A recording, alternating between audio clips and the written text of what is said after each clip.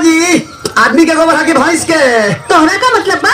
अरे मतलब ऐसे बाकी तत्काल अलगा भइल के बाद लोग आदमी तो गोबर पाथर शुरू कर कहो राजू ये सवेरे सवेरे सोच धज के अब सड़क लेके कहाँ जाता रहा? ले जाता नहीं भैंसा लगे चल चल तोरा तो मुँह लगावल बेकार बा। मुँह का के लगे लिपस्टिक भरा जाई।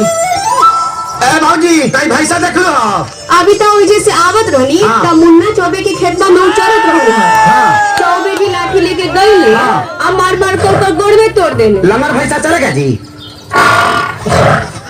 नहीं चलेगा इसको भाई तब एक दो उपाय बा का एक के शंभू चाचा के तबेला में ले जाएगा। चल बाबू चल अच्छा चल प्रणाम। हाँ भौजी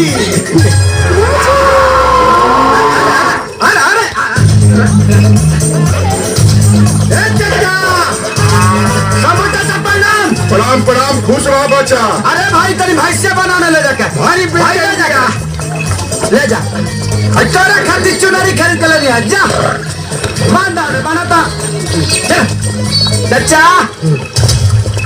बोलो बच्चा। भैंसिया हमारा तो सचिला के कान फोड़ ले दिया बड़ा पसीना आतिया बरगवावे के बाद हो जाई। हाँ तो दाम बतावा।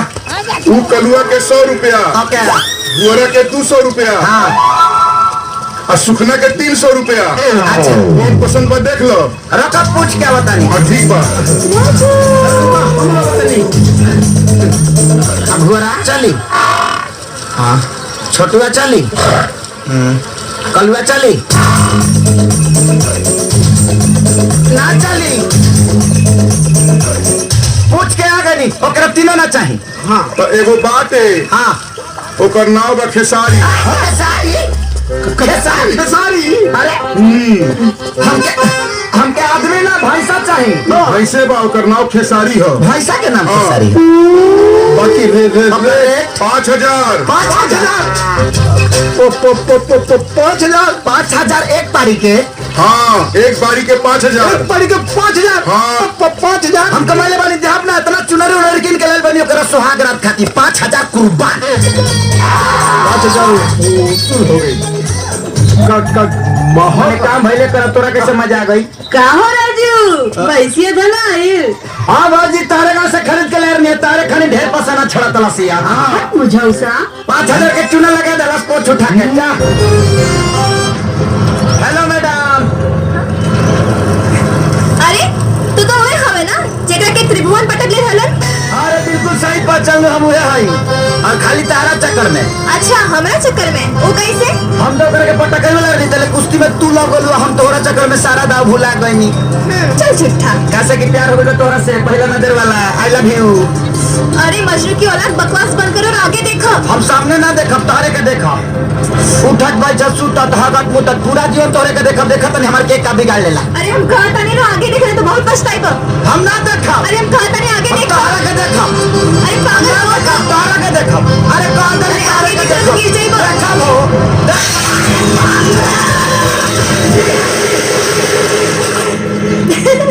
साफ बोल बके बाड़ा। मेरा अब तो कॉलेज भी बंद हो गई सारा स्टूडेंट भी चल गई। का बात बा तू अभी ले बताइलू ना? अरे का बात तू इतना परेशान काहे लगत रू? बताओ तानी वो कहा ना हम कैसे कहीं हमें समझ में नहीं आवत बहुत शर्म लागता। ओ रतिया में हम उनकी चुम लेनी कितना भी। अरे वही लफुआ जो हमेशा हमारे पीछे पड़ल रहेला।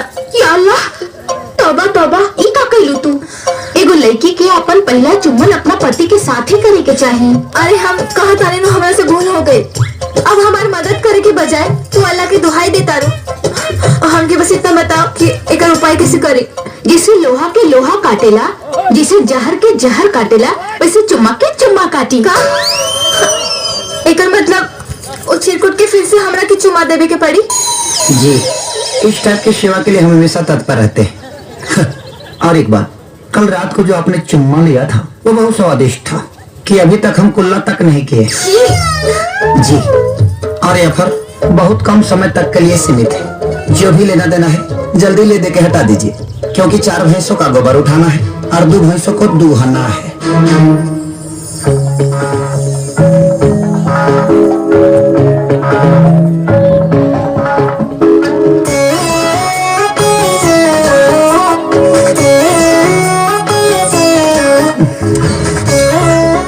योर ऑनर, कल रात को इन्होंने जो लिया था वो बीच में लिया था। कदरी चलेगा क्या? नहीं। बीच में आइए। आप जो भी लेना है जल्दी लीजिए, हम भी मर्द हैं, हमको भी एक्साइटेड हो रहा है। Your honour. जी जनाब। हम भी इंसान हैं, हमको भी पसीना हो रहा है, पूरा पैंट टोट भीज गया है मेरा। और इन्होंने 2 लाइफ लाइन गंवा दिया। तीसरा अगर इन्होंने सेंटर पे नहीं ठोका तो इनको हमसे शादी करना पड़ेगा।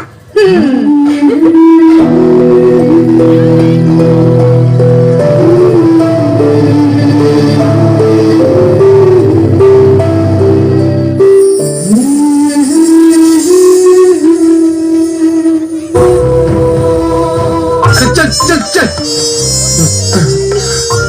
अरे चल चला भाई। भाई छोट छोट चोरी बहुत हो गई। अब हम सोचा तरी डायरेक्ट डकैती कर जा। लेकिन हथियार कहाँ से आई? हाँ, अरे पगड़ाने बड़ा का हम आज झरल काट ना उखड़नी, तू हमरा से डकैती करवाई बा भाई। हाँ? तारा मरे के बाद मारा हमरा एलसी नहीं खबई। सुन सुन, वो डकैती के बात नहीं करा। और कौन डकैती होला? तोरा भौजी के चोरी चोरी देख के दिमाग गोजी आ गइल बा हमार यार। सोचा तनी कि डायरेक्ट ओकरा घर पर छापा मारल जाओ। माने तू भौजी की बात करत तारा? हम दूसर सोचत रहनी। अभी पता लगा कि तोरा भौजी के घर कौन हो, आ कहाँ रहेले, कब आवेले, आ कब जाले। हम पता लगा लेनी। कैसे?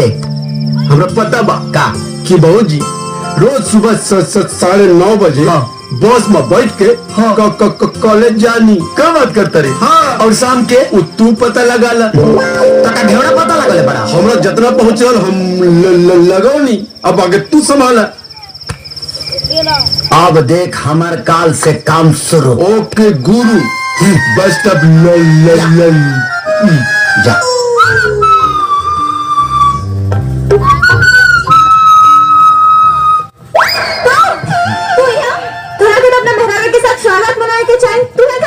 तुम्हें तो खुशखबरी सुनावे खातिर मैं तोरा के कि अब हमार सागर तोरा संग मानी।